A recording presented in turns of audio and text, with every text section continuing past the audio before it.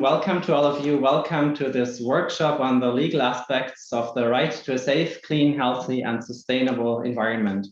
A workshop organized at the occasion of the 47th session of the United Nations Human Rights Council. Welcome to all of you. Good morning, good afternoon, good evening from wherever you join us in this Zoom setting. So just a technical remark to start off, please. To everyone, keep your cameras on if you wish, but do switch the microphones off until you are taking the floor. Please also note that this is a public meeting and it is being recorded with the plan to publish the records afterwards on our YouTube channel. So please be aware of this. Starting this meeting, I would like to first of all thank the co-organizers for the cooperation to bring this meeting about. So the co-organizers are the permanent missions of Costa Rica, the Maldives, Morocco, Slovenia, and Switzerland, working with us at the Geneva Human Rights Platform to bring to you this workshop on the right to environment. I would also like to acknowledge and thank the co-sponsors for their support to this meeting. Those are in particular the permanent missions of Austria, Cabo Verde, Chile, Croatia, Cyprus, Ecuador, Fiji, Germany, Mexico, Monaco, Panama, Portugal, the Republic of Korea, and Uruguay. We have also co-sponsorship by organizations, notably the OHCHR, the United Nations Environmental Program, UNEP, Universal Rights Group, Franciscans International, Earth Justice, and the Center for International Environmental Law. I would like to thank all of them at the outset for helping us to organize and to plan this meeting. We have also an excellent panel with us, and I will introduce the panelists just in a minute, but to start the meeting, we will hear introductory remarks delivered by video messages by Her Excellency Andrea Mesa Murillo, Minister of Environment and Energy of the Republic of Costa Rica, and also Her Excellency Sabra Ibrahim Nordin, Special Envoy for Climate Change of the Maldives. So first of all, over to the Minister of Environment and Energy of the Republic of Costa Rica, please. Distinguished panelists and participants, as Minister of Environment of the Republic of Costa Rica, I am very pleased to join you in this event. As we all know, the world is currently facing three severe interlinked crises: loss of biodiversity, climate change, and a global health pandemic that has negatively impacted the enjoyment of human rights and has hindered our efforts to achieve the Sustainable Development Goals. In these challenging times, Costa Rica has reaffirmed its historic commitment to the environment and the rights related to its enjoyment, to the advancement of just transitions, and with the importance of nature-based solutions as means to lead the way for an environmentally conscious recovery and building back better from COVID-19 pandemic. Our country is one of the more than 155 countries that recognize the right to a healthy environment. Article 50 of our Constitution establishes that everyone has the right to a healthy and ecological balanced environment, and as other latitudes, its jurisprudential development has been vast, especially through the opinions of our Constitutional Court, which has further interpreted and developed the scope of this right. Our country is adapting to strive, but we must be clear. The situation worldwide reminds us that global challenges require global solutions. No one will be safe unless everybody is safe. Despite the challenges, I want to be optimistic. The international community is reacting. Multilateral initiatives are being developed, aiming to achieve the levels of ambition required to restore the environmental balance we have lost. As an example, and as part of this systemic approach of national and collective responsibility with the environment, Costa Rica is one of the co-leads of the High Ambition Coalition for Nature and People, an effort of like-minded countries to protect 30% of the most significant terrestrial and marine ecosystems on the planet by 2030. As joined by the joint commitment of heads of UN entities endorsed on June 17, 2021, and in response to the Secretary General's call to action for human rights, There is undeniable growing interest and importance attached to this topic. The global community has become more aware of the direct interrelationship between the enjoyment of human rights and the environment. Nevertheless, as basic as it may seem to some of us, this issue still needs further discussion. Costa Rica strongly believes on the benefits of the universal recognition of the right to a healthy environment. We are pleased to be co-organizing this event to jointly advance in the understanding of the scope of the right, the legal aspects of the potential resolution, as well as how it will contribute to addressing the global environmental crisis. Together, we will be able to tackle the current crisis and build a better future for the next generations. Thank you. I would like to thank Her Excellency for that opening statement. And indeed, I hope that the optimism on multilateralism that she just mentioned is something that will be the spirit of our meeting today. Let me turn to the second introductory statement now by the Special Envoy for Climate Change of the Maldives. Please. Excellencies, colleagues and friends, good afternoon and assalamu alaikum from the Maldives. Let me begin by thanking our core group members, co-sponsors, the Geneva Academy and other partners for organizing this important and timely event. Let me also thank the participants who have taken their time to attend this discussion. The Maldives takes great pride in the mandate of the environment at the Human Rights Council. We were at the forefront of the creation of the mandate many years ago and will continue to support and strengthen the mandate in future as well. This is why today's discussion on the legal aspects of the right to a healthy environment is especially important for us. Excellencies, the climate emergency presents an existential crisis for the Maldives. A heating world affects our reefs, the air we breathe, the amount of land we have, our way of life, and the security of our people. For the Maldives, the ocean is our lifeline. It is the foundation of our livelihoods, and it is our playground. Therefore, our right to a healthy and ecologically balanced environment, as enshrined in our Constitution, is fundamental. However, if the world continues on the current path of increasing emissions and biodiversity and ecosystem loss, it will become increasingly difficult to protect our homes and our livelihoods. We are already witnessing the devastating impact of crossing planetary boundaries through increases in diseases, habitat and species loss, and with rising frequency and severity of storms. Environmental degradation has placed the health and lives of people across the world at stake and caused disproportionate suffering. The COVID-19 pandemic has demonstrated more than ever the need for people to have access to healthy ecosystems, clean water and air, and secure environments. The Maldives has ambitious goals for progressive climate action. We have banned the import of high-leakage, single-use plastics from 1st June 2021. We have become the first developing country to successfully phase out HCFC 10 years ahead of the commitments outlined in the Montreal Protocol. We have increased the number of protected areas in our country, ensuring at least one island, one reef, and one wetland from each atoll is protected. We have pledged to provide water and sewerage to every inhabited island in the Maldives and are working to increase the provision of energy through renewables. We have also recently ratified the Climate Emergency Act, which provides a legislative guide on the centrality of climate action to the Maldives. But our efforts will only be successful if the right to a safe, clean, healthy, and sustainable environment is elevated by all states. Excellencies and colleagues, the core group on environment, consisting of Maldives, Slovenia, Switzerland, Morocco, and Costa Rica, both at the Human Rights Council's 45th and 46th session and at the 75th UN General Assembly, delivered a joint statement on the possible recognition of the right to a safe, clean, healthy, and sustainable environment. We hope that this momentum through this discussion remains and the recognition of the right to a safe, clean, healthy, and sustainable environment at the Human Rights Council will be accepted by the wider UN community. Thank you. Thank you very much, Your Excellency, for that introductory statement. Indeed, hearing from a state that is concerned and at the same time very active in the Human Rights Council debate is very encouraging, I think. Thank you very much for both those opening statements, introductory statements. And now please let me turn to the excellent panel with who we will discuss today around the following general questions: the content and scope of the right to a healthy environment, the potential protection gaps that do exist, and the relation of this right to current human rights instruments, as well as, and this was already touched upon as well in this introductory statement, the role of the Human Rights Council and its resolutions in moving forward, and the importance of the universalization of this right.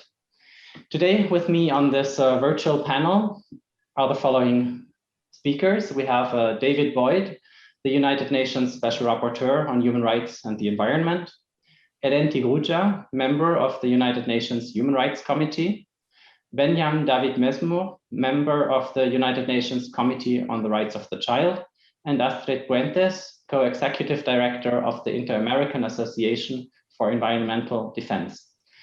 I plan to give each of them the floor for some 5 to 7 minute intervention, and actually will then open the floor, take in questions and comments, and hope to do 2 rounds of question and answer, to deepen some points, to give opportunities for reaction, and to comment on each other's interventions. We have a luxurious time. It's not like a side event where we need to finish in 1 hour. We set 2 hours for this workshop because we really felt among the co-organizers that there is a need to take some time to really look in a little deeper into the questions, and especially legal questions always take a little time to elaborate. And so I hope that we'll have this time in our meeting today. I would also at the outside like to encourage everyone to share your statements or also questions already in the chat that will be monitored by 2 of my colleagues. So we bring in the questions from the chat also later on into the discussion.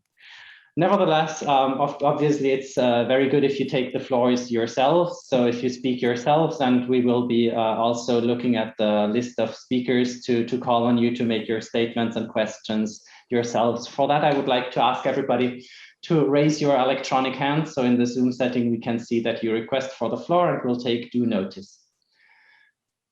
So to start with the panel, I would like to turn to David Boyd first. So as mentioned, he is the UN Special Rapporteur on Human Rights and the Environment and Associate Professor of Law, Policy and Sustainability at the University of British Columbia, joining us in a very early morning setting. His career has included serving as the Executive Director of Ecojustice and as a Special Advisor on Sustainability for Canadian Prime Minister Paul Martin. He has advised many governments on environmental, constitutional, and human rights policies, and co-chaired Vancouver's effort to become the world's greenest city by 2020.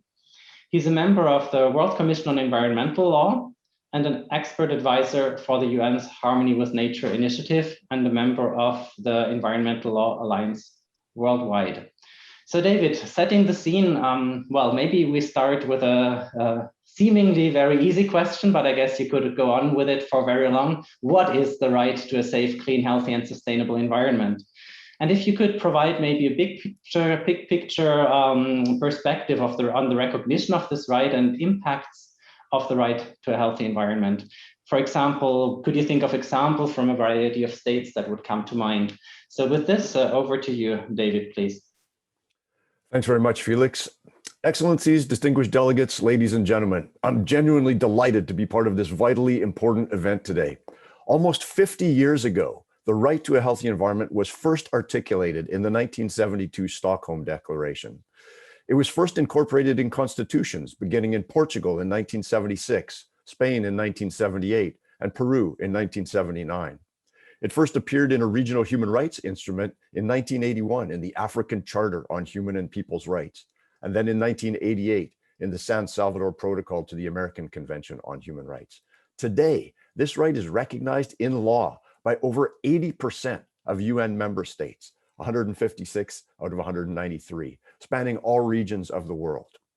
And based on decades of experience, we know that the right to a safe, clean, healthy, and sustainable environment is composed of a bundle of procedural and substantive elements. The procedural elements are access to environmental information, public participation in environmental decision-making, and access to justice.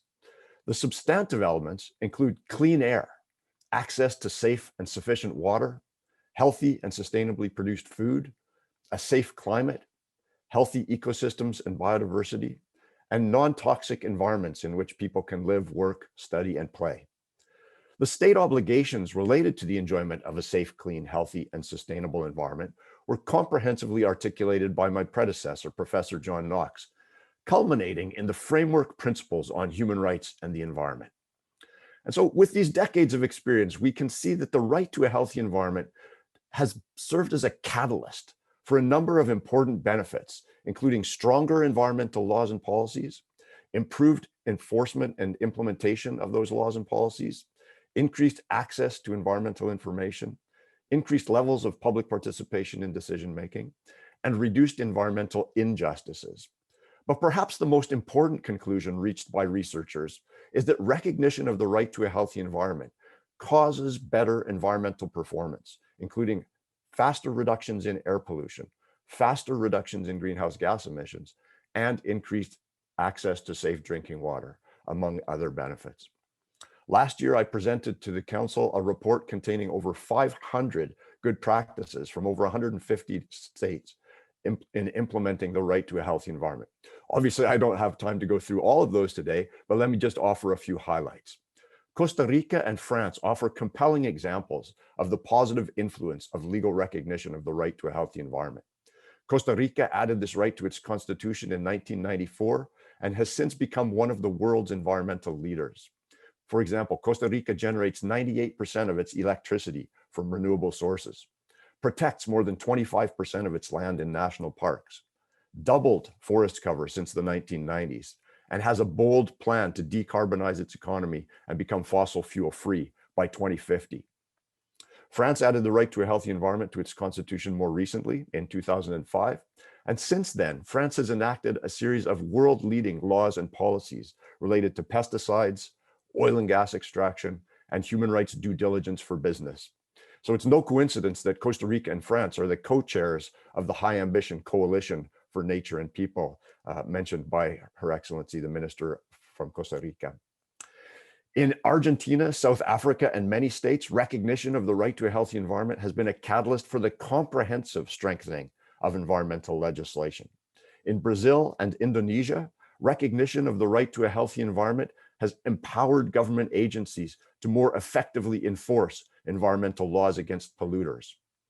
In Croatia's submission to my report on biodiversity and human rights, Croatia wrote that the right to a safe, clean, healthy, and sustainable environment contributed to protecting, conserving, and restoring biodiversity and healthy ecosystems by positioning nature protection highly on the political agenda in Croatia.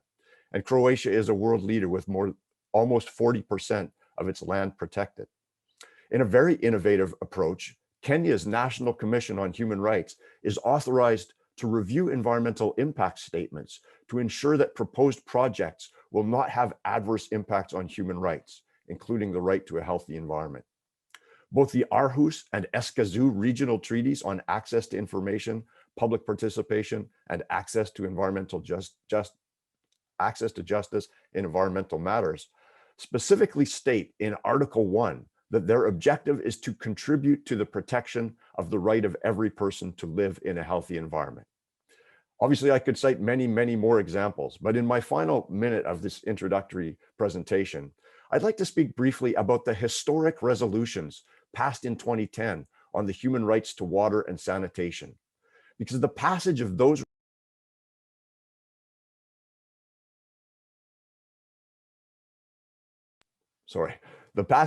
resolutions was a catalyst for precisely the kinds of actions that a similar resolution on the right to a safe, clean, healthy, and sustainable environment would have.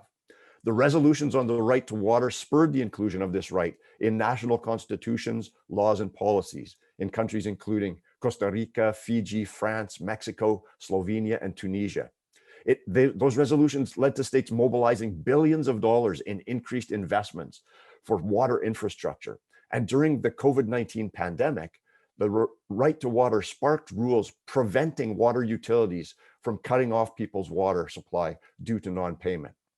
In a similar way, recognition of the right to a healthy environment would help to prevent some of the 7 million premature deaths caused annually by air pollution. Such a resolution would help to reduce the water pollution that impedes access to safe drinking water for billions of people. It would be an impetus for increasingly urgent and ambitious rights-based action to address the climate emergency and the biodiversity crisis. The Human Rights Council has the opportunity to make history again. The time is now to pass a resolution recognizing that everyone, everywhere, has the right to live in a safe, clean, healthy, and sustainable environment. Thank you, and I look forward to today's discussion. Thank you very much. Thank you very much, David, for both giving us the overview of the history, the substantive and procedural rights and the obligations contained in that right, but then also really that global overview of those many good examples of where actually the right to environment and its recognition did make a positive contribution to the policy development in those countries concerned. Thank you very much, and I'm sure we'll have a lot to discuss in the question and answer discussion session. Let me turn to my second panelist, Hélène de Gruja. As I mentioned, a member of the UN Human Rights Committee, but Hélène is also a law professor at Aix-Marseille University, co-director of the law school's master program of international law, and director of the summer school on practice of human rights, and an expert on reparations before the International Criminal Court. As a scholar, she worked extensively on state environmental obligations under international human rights law. And in the Human Rights Committee, she's surely one of the members who is dealing very closely with issues related to environmental questions in dialogues with states as well as in individual communications. So Hélène, the Human Rights Committee has lately dealt with questions relating to the environment and environmental rights. Could you let us know more about the legal aspects of the right, the relations with the rights you monitor under the Covenant, and the practical ways how environmental questions surface in the work of the Human Rights Committee? And if I may add an aspect specifically, maybe also to you as Human Rights Committee member, where would you see benefit of the recognition where it already exists or of potential global recognition for the protection of environmental human rights defenders? So with this, over to you, Hélène. Thank you, Felix, for the questions, excellencies, members of delegation, and ladies and gentlemen. Of course, I'm really pleased to take part to this momentum and to this conversation, global conversation on the right to a healthy, safe, clean, and sustainable environment. Indeed, consideration of environmental issues by the Human Rights Committee is very recent because, of course, I remind that in the International Covenant on Civil and Political Rights adopted in '66, there is no provision on the right to a healthy environment. There is no provision on the right to health. The ICCPR is, of course, focused on civil and political rights. So the right is not as such recognized. And it is only in its general comment 36, adopted in 2018 on the right to life, Article 6 of the ICCPR, that the Human Rights Committee developed an interesting concept, the concept of the right to a dignified life. And in this dignified life, in this right to a dignified life, the states have the obligation to protect against threats and risk on life, included protection against pollution. So only in 2018. This approach was then applied by the Human Rights Committee in two individual communications, one dealing with dramatic consequence of pollution on life and health of peasants community members. So in this individual communication, the Human Rights Committee concluded to the violation of the right to life, Article 6, but also violation of the right to protection of home, so the right to integrity of home.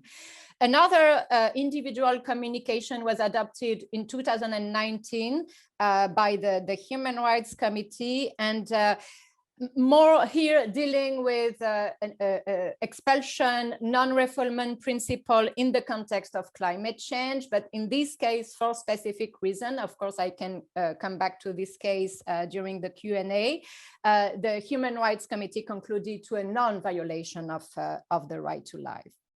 And I add that more and more in the list of issues we send to the state parties, to the ICCPR, we raise more and more questions on environmental issues. For instance, what kind of policies, what kind of active measures do the state parties adopt to protect, to respect, to fulfill their obligation under the ICCPR in relation with environmental questions.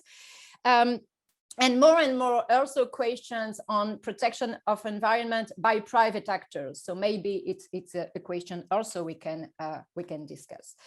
So of course, the question is what is the added value of this recognition? Because obviously we have already legal basis in the ICCPR on the right to life or the right to private life, home, and so on.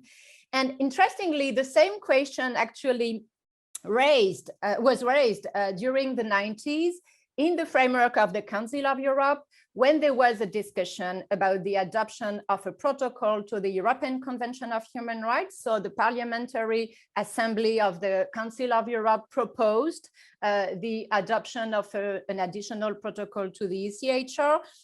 And interestingly, some states and the Committee of Ministers of the Council of Europe said, okay, no, we do not need to add or to adopt a new protocol because we have already the case law of the European Court of Human Rights based on the right to life or based on the right to protection of home. However, more than 20 years, European states and members of the Council of Europe are reopening the discussion. And to me, we have lost, I would say, priceless time because we are raising this question again. So there is an added value compared or with regard to the existing International General Convention on Human Rights.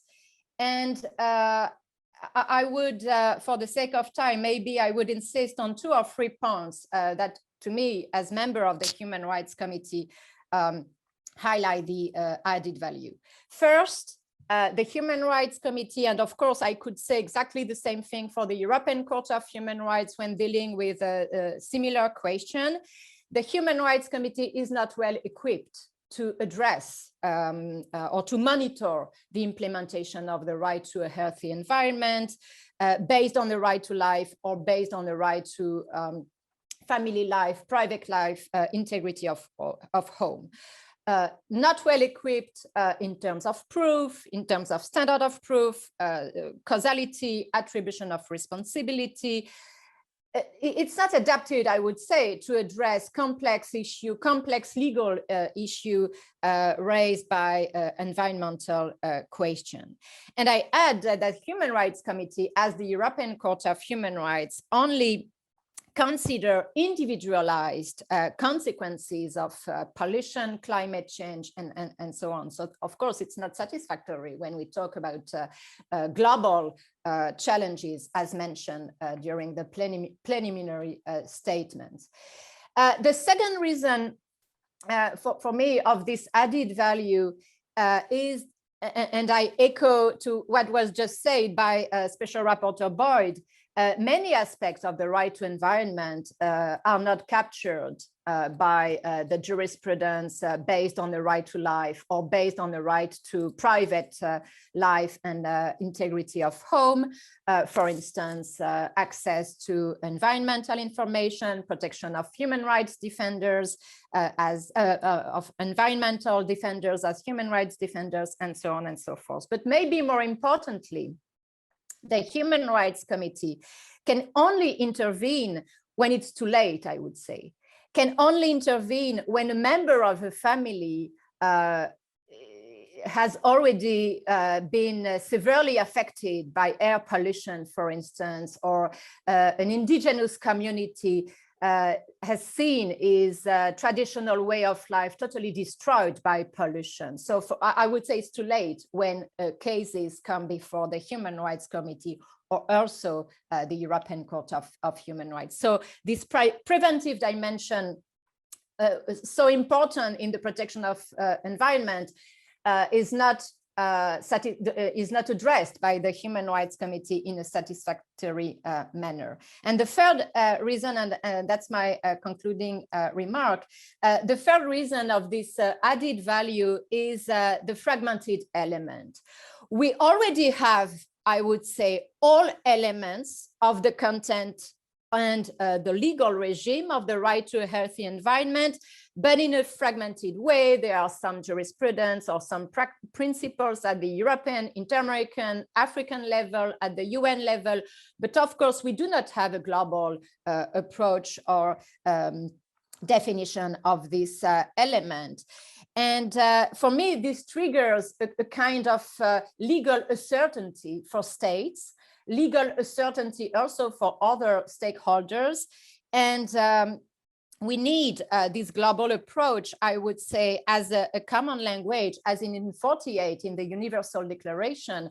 The Universal Declaration set some standards, a kind of common language. And then, of course, states and different regional areas were totally free to choose how to implement these standards and common elements. So that's why I think this is important to have this universal and global language when we talk about the right to a safe, clean, healthy, and sustainable environment, in order to address the global challenge we just mentioned at the beginning of our conversation.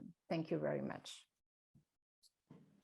Thank you very much, Hélène. And I see lots of points to deepen the discussion, but definitely a very important one to see about the legal certainty that you mentioned also that such a process would give.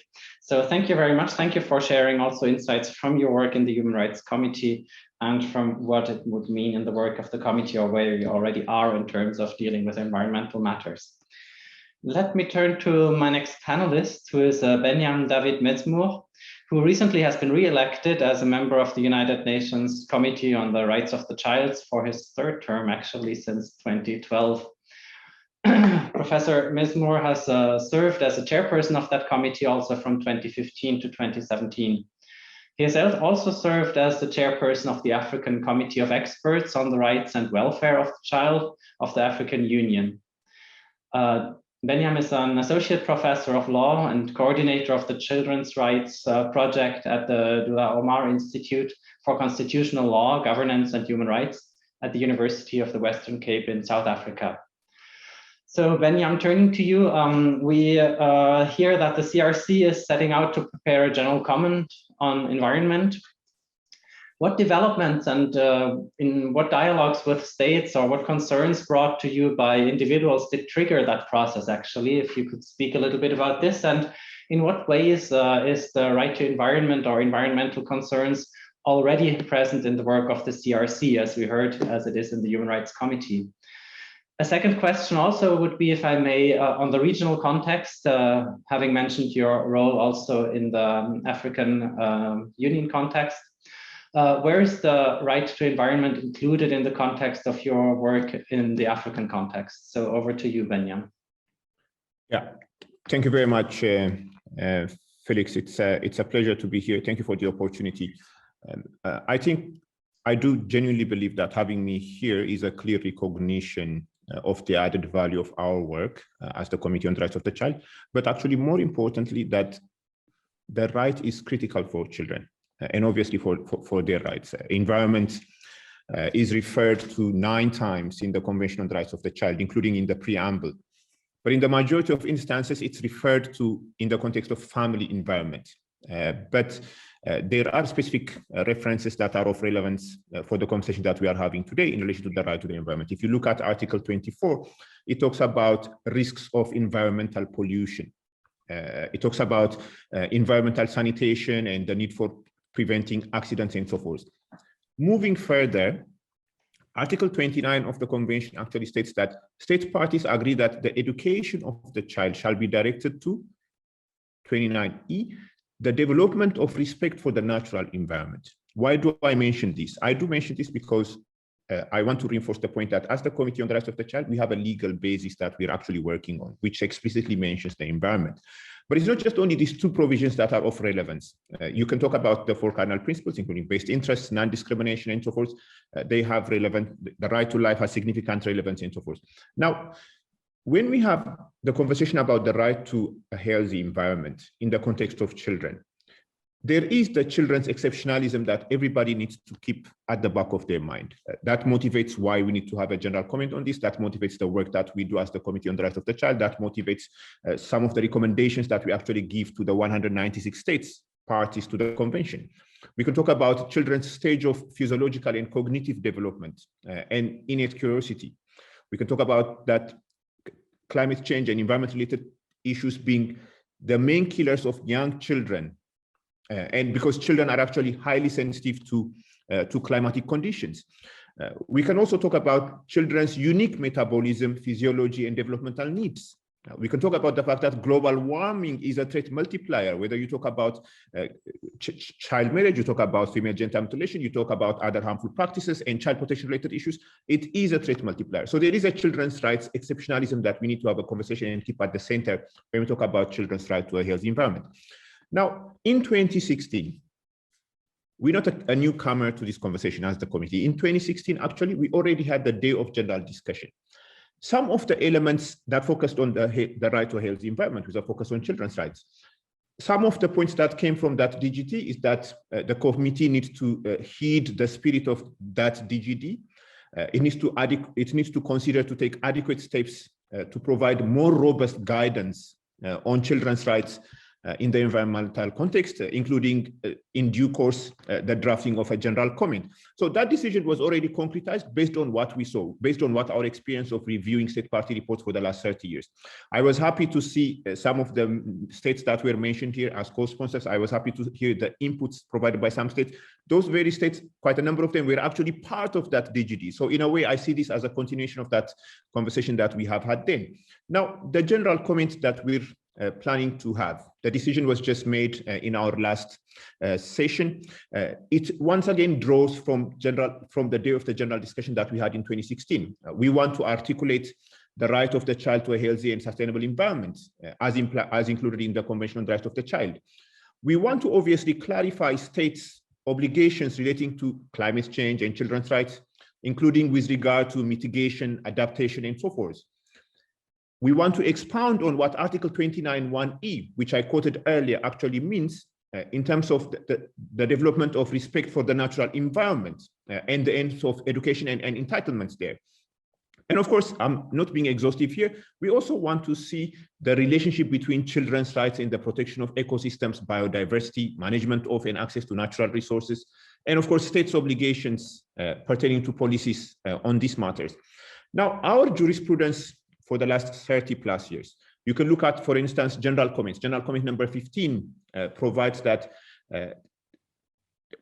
issues pertaining to the environment is one of the biggest threats to children's health, and it exacerbates health disparities. And states should put children's health concerns at the center of their climate change adaptation and mitigation strategies. Our biggest work that actually comes on this topic is obviously from the state party reports. Fortunately, we are supported by a number of stakeholders who do amazing research, feedback to the work. For instance, there is a lot of information that we have drawn from the Center for International Environmental Law and the Global Initiative for Economic, Social, and Cultural Rights that has informed and has helped us to reflect on the work that we do. Let me say a few words in that regard. We have made recommendations pertaining to benchmarks, emissions, fossil fuels, deforestation, renewable energy, the role of the private sector, preventive measures as well, of course, and the focus on specific groups, not just only children as a category, but specific group of children within that group. Disaster risk reduction is one area. We have, of course, given recommendations on education and empowerment, the link with the Sustainable Development Goals, but also data analysis, because one of the risks that we run is the whole notion of national averages. We want to see disaggregated data that looks at different categories of children, different ages, and so forth. If you look at some of the statistics, and I'm going to throw a few of them here based on the information that we have from partners, 23%, for instance, of states reviewed by the CRC between 2008 and 2019 received recommendations on climate.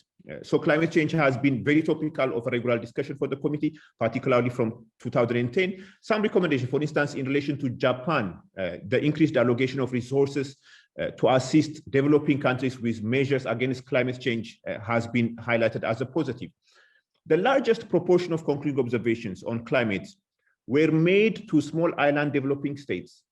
They actually constitute more than 50% of those, actually 50% of the recommendations have been provided to small island states, but also the least developing countries. Now, increasingly, that is changing. We're actually giving recommendations to countries more and more that do not necessarily fall within that category.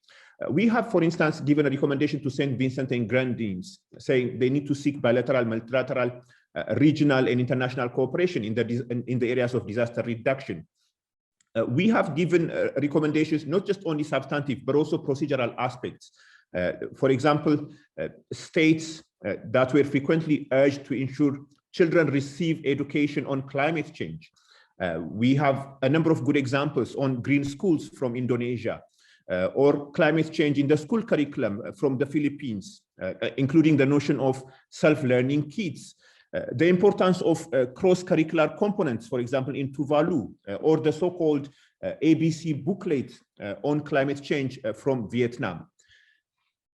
Now, in relation to the African Commission, with the very limited time that I have, Article 22 and the Article 24 of the African Charter relating to the rights of peoples to economic, social, and cultural development, and the right to peoples to a satisfactory environment favorable to their development is the focus of the conversation. As the African Committee of Experts on the Rights and Welfare of the Child, we've also drawn some experiences there. The special procedure mandate holders within the African Commission, within the African Committee as well, a number of resolutions have been passed. Recommendations are more and more being provided. And of course, case law is developing. Let me wrap up.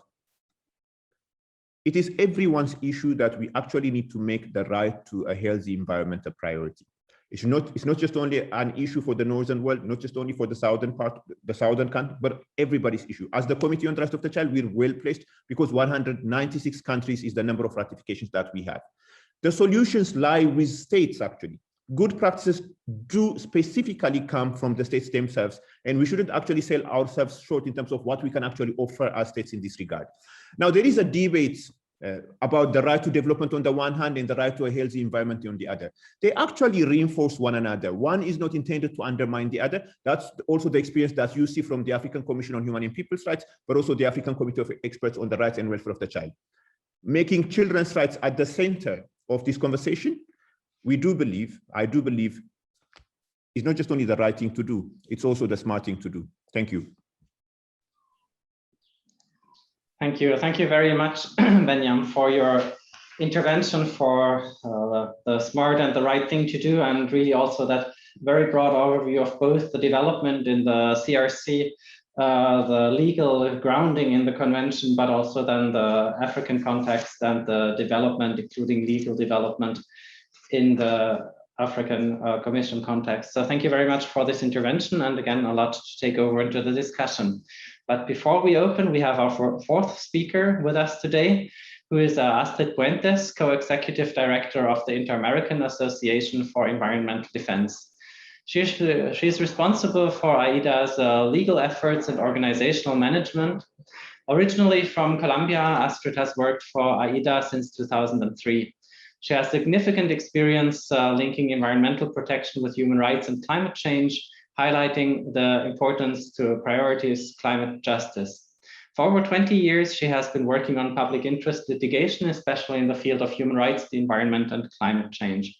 Astrid has also taught on human rights, the environment, and climate change, including at the American University Law School in Washington and the Universidad Nacional Autónoma de México. So Astrid, turning to you, turning also to the Latin American context, maybe where a continent where most, if not all countries recognize the right to environment in their constitutions, what are the legal dimensions that you would consider most pertinent and specific?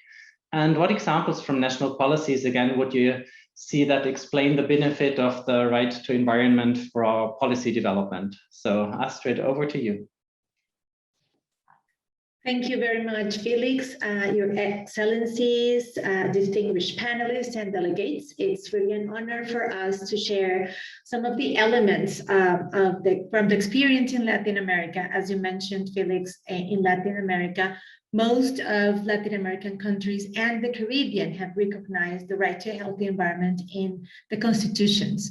And so I want to briefly mention three aspects of this from the Latin American experience. First, a brief reminder about how is it recognized in the Inter-American system and the Inter-American region, this right.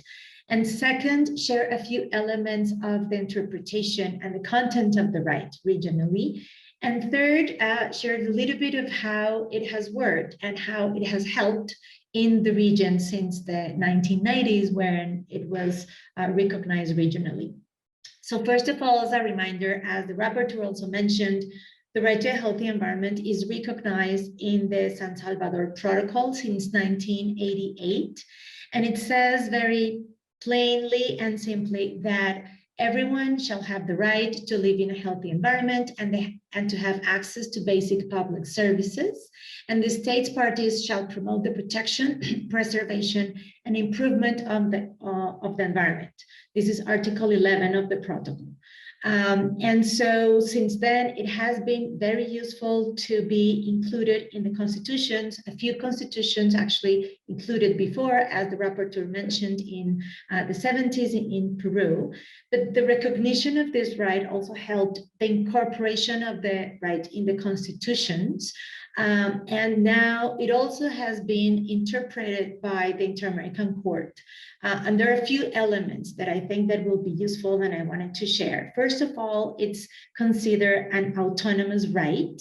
And this means that, and it's, even if it's simple to mention, is that it shares other principles of human rights, including the interdependency, indivisibility of the rights, and universality.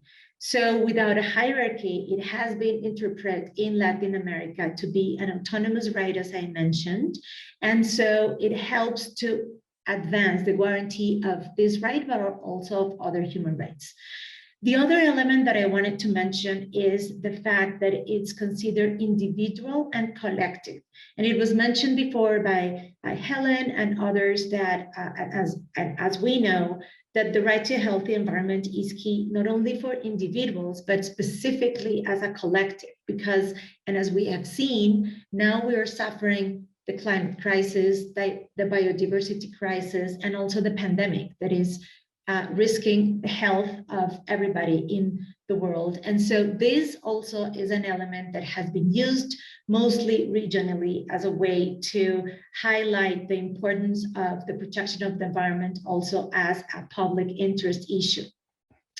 Another element here is linked to the substantive and procedural elements of the right to a healthy environment.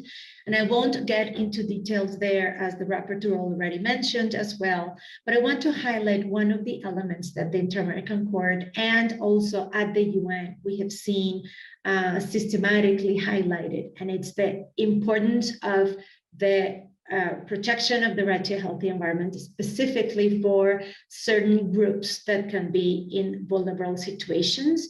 As my predecessor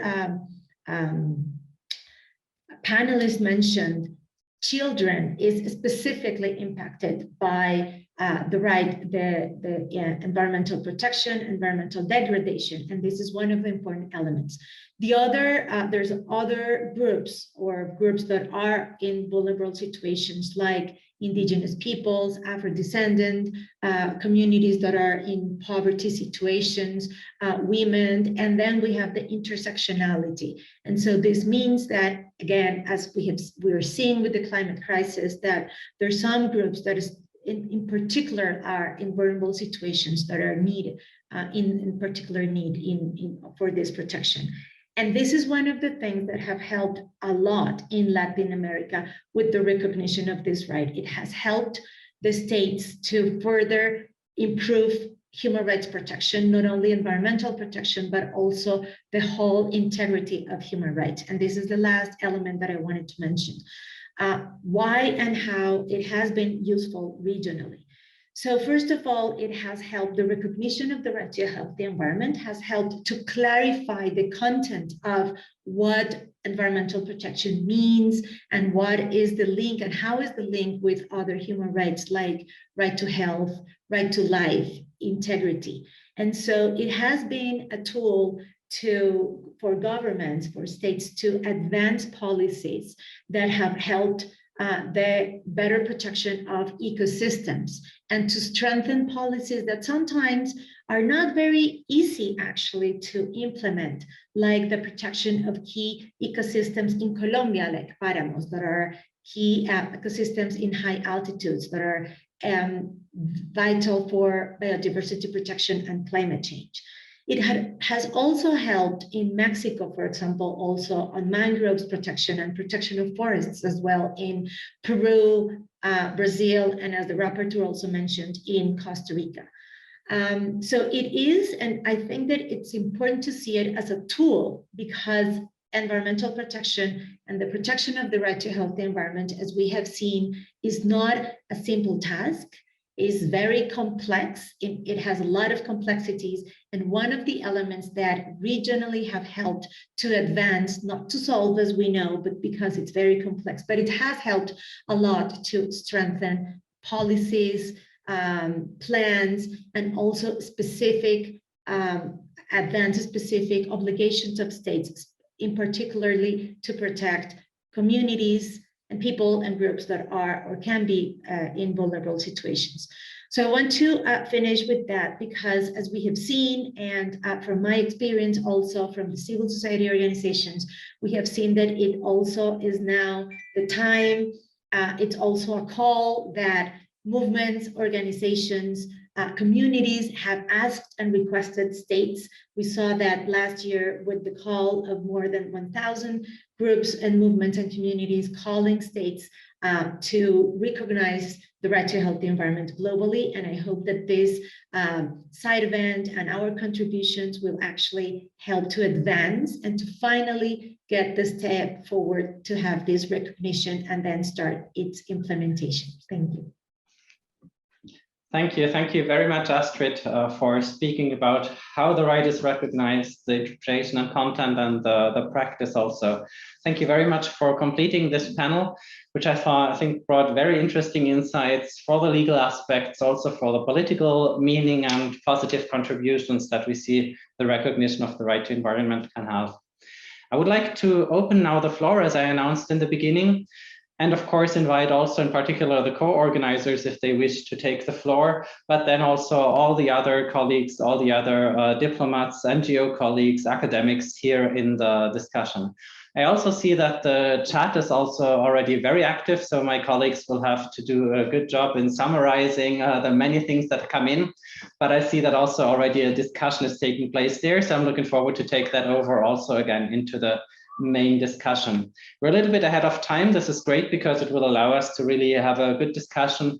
And I hope that also we will hear both comments and statements, of course, but really questions that we can benefit from the presence of our panel today to clarify any outstanding questions. So Excellencies, ladies and gentlemen, I would like to invite you now to take the floor. When you do so, please do switch on both your microphone and your camera. And we're in a Zoom setting, which means we can directly call on you, give you the floor, and offer you to speak. And I see already first requests for the floor, and I'll just call on the people as they are requesting for the floor and coming in. I would like to start actually with Ambassador Baumann from Switzerland. Ambassador, you have the floor. Well, good afternoon. Thank you, Felix, Excellencies, distinguished panelists, ladies and gentlemen. Let me first of all thank the panelists for sharing their insights with us this afternoon, and let me stress that Switzerland is proud to be a member of the core group on human rights and the environment, which has been presenting numerous resolutions on human rights and the environment to the Human Rights Council already since 2011 for 10 years. In the last decade, there have been significant developments regarding the interrelationship between human rights and the environment. For example, there is an international consensus that a healthy environment is a prerequisite for the effective enjoyment of human rights, and that in turn the protection of human rights is instrumental to a sustainable environment, to reverse biodiversity loss and combat climate change. Then the Special Rapporteur on Human Rights and the Environment has counted more than 155 states that have recognized the right to a healthy environment. And a third, due to the severity of the environmental crisis we face as a global community, there have been increasing calls for a global recognition of such a right from civil society and the human rights system. Switzerland believes that the recognition of the right to a healthy environment at the global level would have important implications for our future generations. The recognition of such a right by the United Nations would be a major step forward. However, such a big step should be taken carefully and in consultation with states and relevant stakeholders. We need to raise international awareness and understanding of the profound interdependence between human rights on the one hand side, a healthy environment, and combating climate change on the other hand. For this reason, the core group on human rights and the environment has been conducting consultations with countries from all regional groups to assess whether the international community is ready for a universal recognition of the right to a healthy environment. Today's workshop aims to advance the discussion on the right to a healthy environment through an exchange of views between states and human rights experts. And I think by focusing on the legal aspects of the right to a healthy environment, the workshop addresses really some of the major concerns expressed by the member states with regard to the possible recognition of this right. Participating in today's workshop is also of great importance to us as Switzerland, as we are currently in the process of defining our national position on the recognition of this right. As part of this process, we have conducted an analysis at national level to determine what the international recognition of such a right would mean for us in practice. And the Swiss Center of Expertise in Human Rights compares in its study existing human rights instruments in terms of their environmental dimension with Swiss environmental legislation. And the Center of Expertise has based its analysis of the planned UN resolution and its implications for Switzerland on the 16 framework principles of the UN Special Rapporteur on human rights and the environment. And finally, let me conclude by saying that Switzerland would like to commend once again the considerable work accomplished to date by all actors, particularly states, but also non-governmental organizations, the academic world, and the various UN agencies, including the special rapporteurs on human rights and the environment. And we are really convinced that today's workshop is also a very valuable contribution to the future discussions on this issue. Thank you so much. Thank you very much, Ambassador. And indeed, the legal questions are at the core, and we'll get to those even more in the following reactions again by the panel. I would like to give the floor now to the Ambassador of Slovenia, Her Excellency, Ms. Anita Pipan. Ambassador, please. Thank you very much. Distinguished Minister, permanent representatives, special rapporteurs, and colleagues. First of all, let me also join all those thanking Geneva Human Rights Platform for hosting this event, organized together with the Core Group for Human Rights and the Environment. I would also like to thank all co-sponsors of this event. The number of co-sponsors speaks clearly about the importance of the topic, and I'm especially proud that we have some of our EU colleagues joining. As you may know, Slovenia has been active on the issue of human rights and the environment for many years. Our branding, green, active, healthy, expresses what we stand for. 60% of our territory is covered by forests, and more than 30% of Slovenia's territory is made up of special areas of conservation. If we lose our biodiversity, pollute our environment, destroy our ecosystems, and deplete our soil, we will lose our identity.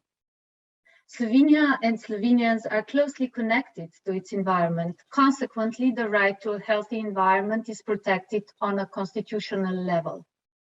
This means that we have a strong environmental legislation, which puts people at the center of protection. In the recent years, through our work in the Human Rights Council with the Special Rapporteur on Human Rights and the Environment and other mechanisms, has made us aware that there is a growing number of states recognizing the right to a healthy environment. Perhaps in different forms and on different levels, but the direction is undisputable. As already mentioned, currently there are 155 states which have a binding legal obligation to respect, protect, and fulfill the right to a healthy environment, be it on a constitutional or legislative level or through an international framework.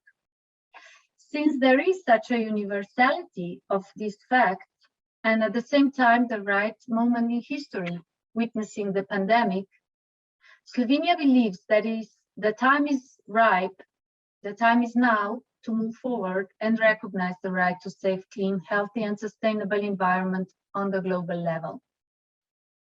There are several expected positive outcomes to the proclamation of the right on the global level.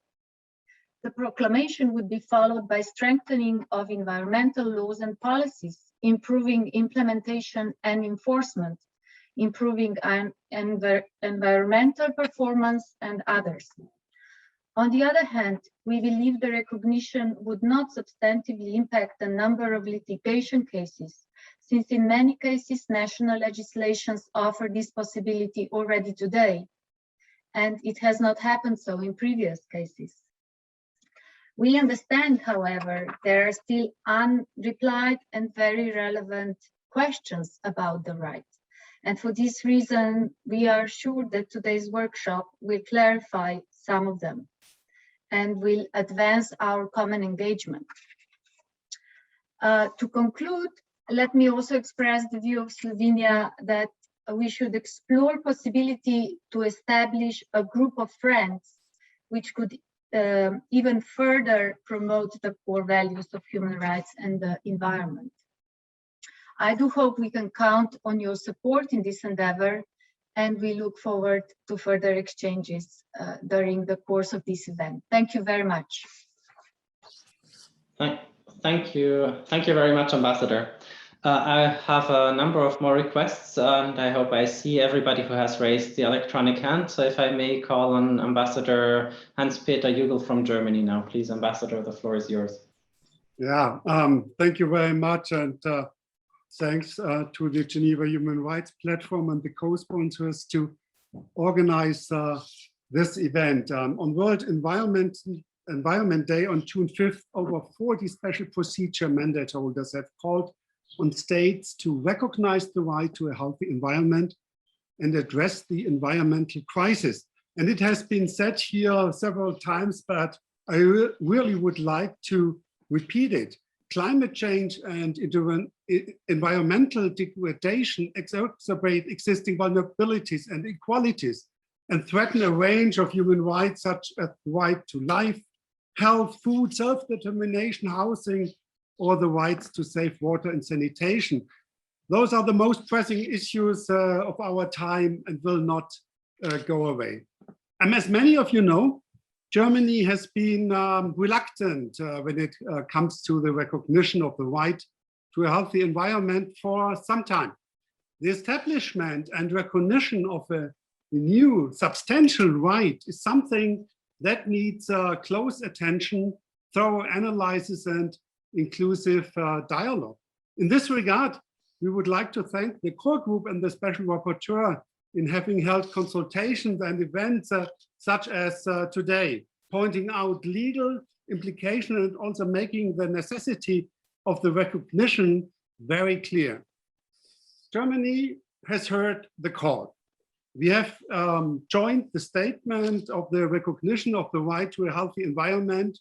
And in our national statement in the interactive dialogue with David Boyd, David, you might remember, we announced our political recognition of this right.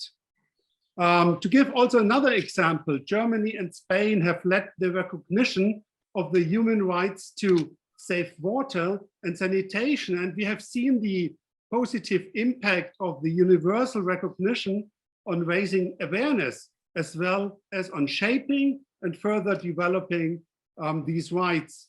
With regard to the right to a healthy environment, the rights-based approach would help address inequalities and ensure protection for all members of society, with a particular emphasis on people in vulnerable situations. Having said this, we would like to ensure our active support to the core group and the special rapporteur in promoting the universal recognition. Thank you. Thank you very much, Ambassador, for this assurance, which is very welcome also to my ears. I would like to call on the Ambassador of Cabo Verde, Her Excellency Clara Delgado, as the next speaker. Ambassador, please.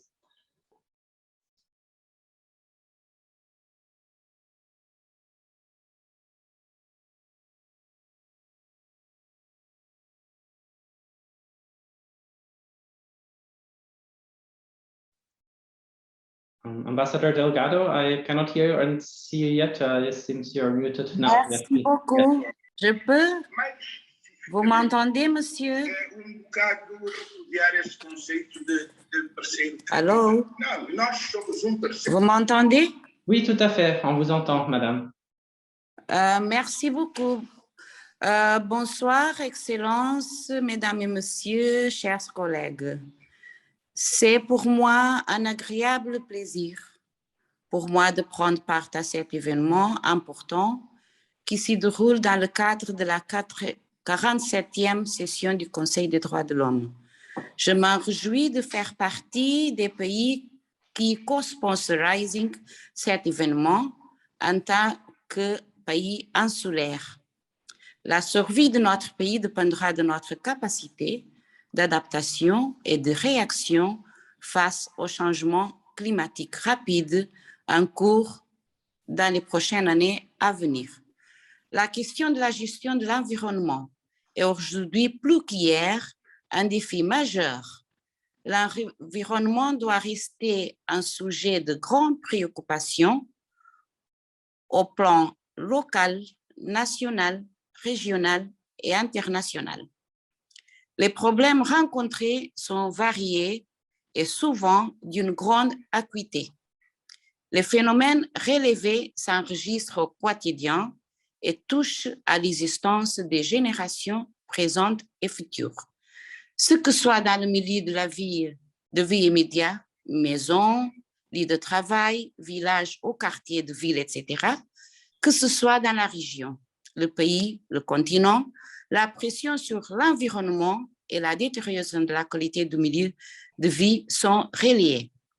L'accord de Paris de 2015 sur les conséquences négatives du changement climatique demeure une promesse permettant à l'humanité de lutter contre les réchauffements climatiques et les impacts sur l'homme, la faune et la flore. Force est de constater que nous restons à la traîne avec une action climatique disproportionnée par rapport aux défis à relever. La paix et la sécurité mondiale sont en jeu, surtout si nous ne limitons pas le réchauffement planétaire à 1,5 degré centigrade. Cette rencontre soulevait la problématique des aspects légaux du droit à la vie, à la santé et à un environnement sain, que sont des droits fondamentaux de l'ensemble des droits humains.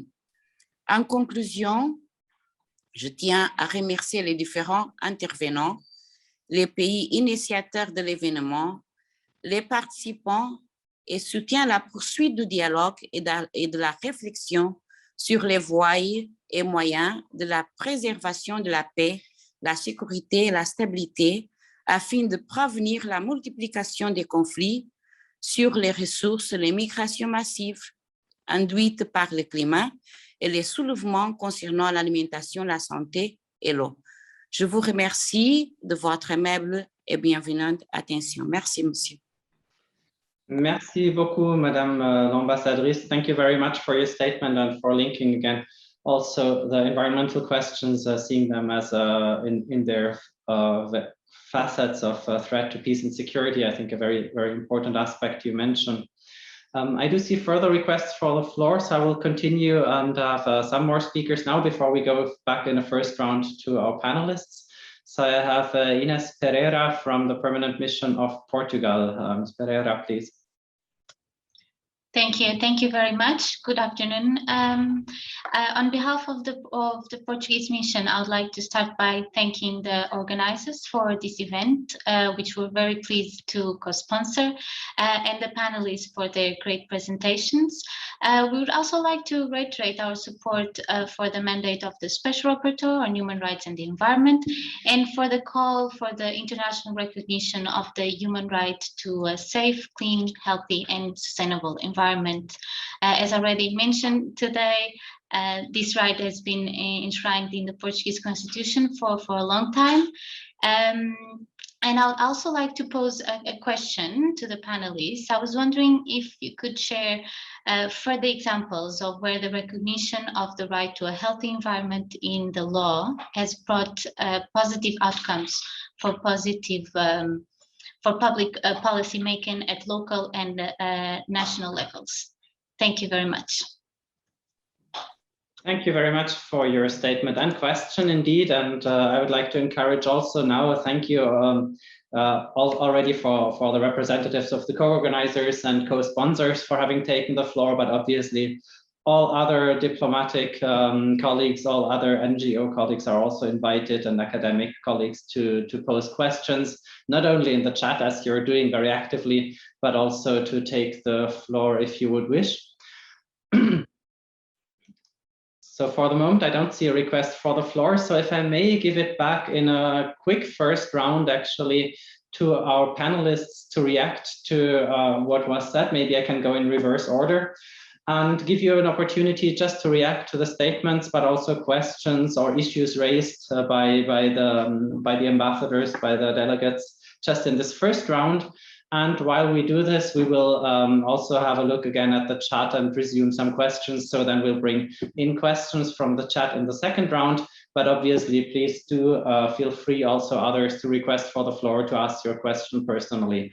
So now I'd like to give it back to the panelists in a quick round of reactions to the questions. And as I said, if you are okay with this, I would go in reverse order, starting with Astrid Puentes first. Astrid, please. Thank you, Felix. Thank you very much for all the questions said, and I mean, we can stay a long time answering. And so very briefly, regarding some examples about specific cases where the right to healthy environment, either nationally or regional level, has had some impacts on human rights, specifically for either corporations or the protection of rights. There are several. Ones that I can remember in Colombia, thanks for the intervention and the right to healthy environment, it was possible to protect, and it has been possible so far to protect páramos that are key high altitude ecosystems that are key for biodiversity, water production, and climate from mining activities. And so in this specific example, what has happened is that the state has had the possibility, using the right to healthy environment and other human rights as well, including also international and national environmental laws and treaties, to protect a region that is being called the fabric of water. So that's one. The other one, or other examples that are ongoing and are not perfect yet, but are ongoing, it's including the protection of the Amazon, both in Ecuador, Colombia, and Peru. Also, the right to healthy environment has been key for the public policies, including biodiversity policies, and specifically how to protect these areas. There's another question about the creation of environmental courts and remedies, including the violation of the right and measures of not repetition. I think personally that this can be something to be discussed. There's some countries like Costa Rica and Chile that have environmental courts that have been helpful. And although this can be an element, I think that this is a different and separate discussion that, I mean, it can be done or not by the states, but for now, I think that we can center on strengthening the tools that we already have, the jurisdictions, and as Helen also was mentioning, the human rights tools and entities that we have. And in that sense, the human right to a healthy environment can be another one. In terms of the relation with sustainable and sustainability with healthy environment, from the Denmark mission, yes, that's one of the aspects that is being under development. And again, in Latin America and other countries, there's policies including again, protection of ecosystems, protection of water as well, and in specific infrastructure projects. And in the analysis, for example, of large dams or mines, or now coal projects in Colombia and Chile and in Mexico, the consideration of the sustainability helps governments and states to have not only short-term discussion, but specifically a long-term consideration, and consider the long-term impacts of such projects and analyze different alternatives that can help advance the sustainability, not only in the near future, but mostly for the other next generations. And so that's some of the examples that I can think of on these aspects.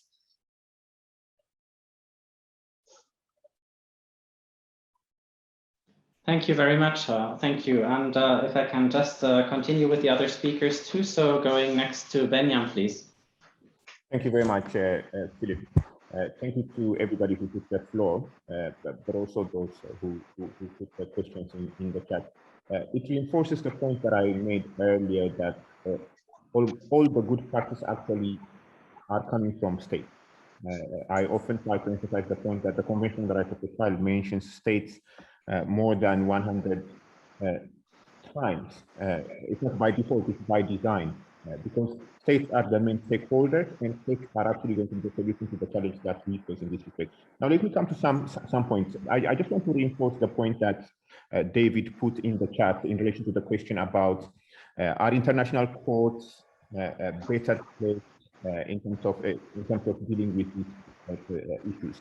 So to build on what David has mentioned, there may be a number of instances where, because of extraterritorial related issues, because of issues pertaining to causation and so forth, they might come across as being better placed. But as David said, they're more or less on the same basis. But I just want to point few issues here.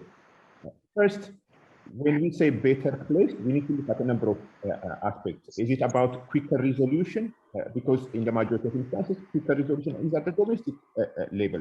Are we talking about good quality jurisprudence? We have also seen time and again examples from domestic courts, particularly the higher courts, where a good solid jurisprudence has also emanated. Accessibility is obviously another issue that one needs to consider. And of course, those at the national level are much more accessible. In relation to children's rights, child participation plays a very critical role. In fact, you would know about Fridays for Our Future. September 2019, the Committee on the Rights of the Child actually issued a statement in that respect. More and more children are actually engaged in climate action. More and more children are becoming children human rights defenders. So from that point of view as well, from a child participation point of view as well, the domestic sphere plays a very critical role in that respect. Now, additionally, our work as the Committee on the Rights of the Child, dealing with 190 countries, is as much as possible to make sure that remedies are available at the domestic sphere. Our work would be considered done, for example, in relation to the optional protocol on a communications procedure, when domestic systems have actually provided child-friendly, accessible, including legal aid, including translation, interpretation, including child participation in proposed processes that speak to the lived reality of children closer to the ground. So I thought I would mention that as being a critical element. The second point that I just want to mention is that when we did the Day of General Discussion in 2016, we identified few elements that are relevant for access to justice in the context of the right to a healthy environment. Issues about standing need to be addressed at the local level. Issues pertaining to periods of limitations. There are instances where periods of limitations work very badly against children and their access to justice, and that requires a resolution at the domestic level. Reprisals are increasingly becoming an issue. Again, those need resolutions, and burden of proof is the other area that we thought it requires some detailed guidance at the domestic level. Now, the third point is child rights due diligence regulation of the business sector, for example, funding, capacity building, and so forth. Quite a lot of those issues need closer attention through legislative efforts. The convention talks about legislative, administrative, and other measures, so legislative efforts, but also policy coherence that can be taken in a very positive direction by states. Now, let me come to one other related issue.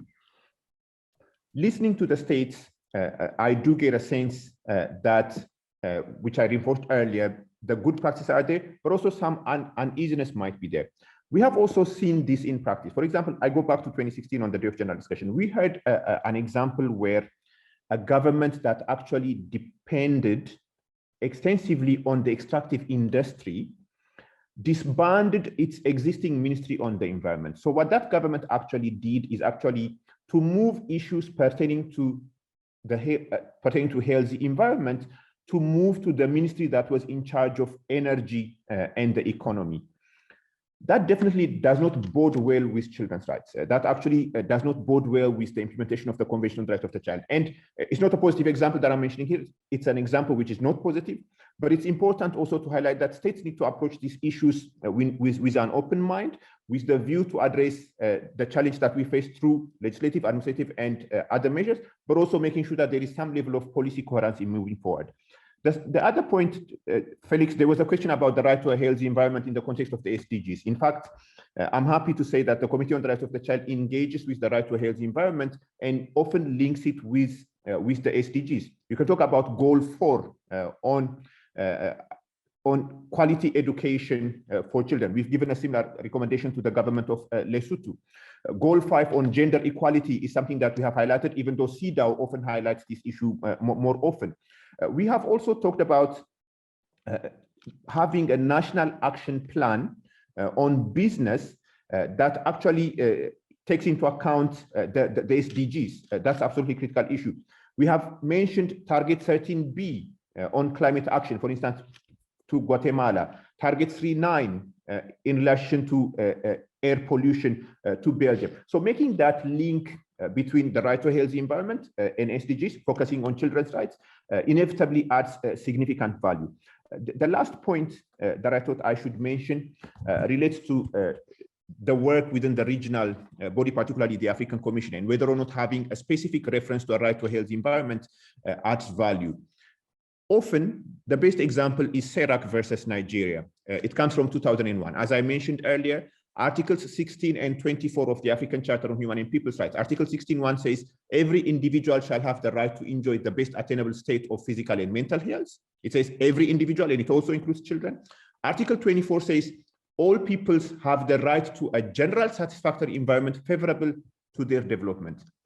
These provisions, focusing on CERAC versus Nigeria, has helped the African Commission to emphasize procedural obligations. For instance, requiring the state and publicizing environmental and social impact studies. As the Committee on the Rights of the Child, as the African Committee of Experts on the Rights and Welfare of the Child, we often talk about environmental impact studies, child rights impact studies, which also includes environmental and social impact studies.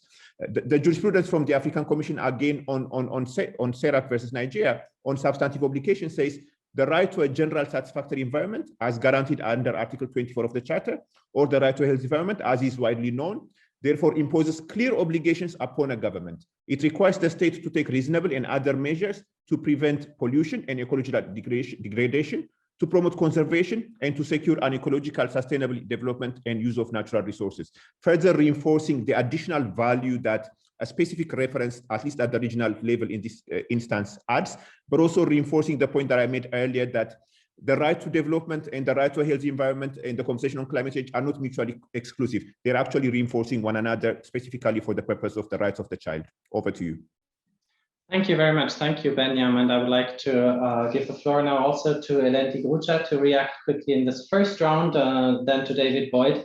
And a lot of questions are coming in as we speak. So over to you, Hélène. Thank you. Thank you very much. And thanks for the very interesting question or comment. Maybe I can try to respond to 4 or 5 of them.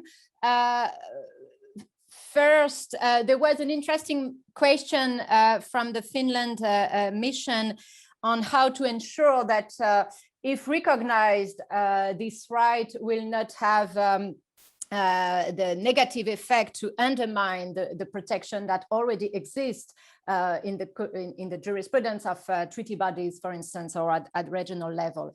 I would say that, again, I do not see this problem or concerns, because when we compare the different at regional and also UN level, when we compare the jurisprudence or the protection based on the right to life or other indirect provision, the protection is not so extensive. And again, there are many issues the current practice or the current jurisprudence does not cover. So I do not see any problem of level of protection that would be undermined if we recognize this right is recognized as an autonomous right. I would say quite the contrary, because again, the practice of the Human Rights Committee does cover only a very tiny part of the human rights issues raised by air pollution or raised by climate change.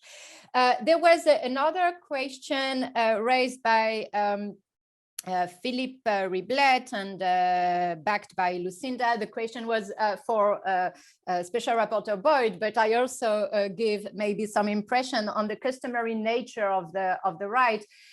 Again, I give the point of view of the Human Rights Committee. When the Human Rights Committee did adopt last year, in 2019, its decision in the individual communication establishing the link between right to a healthy environment and right to life.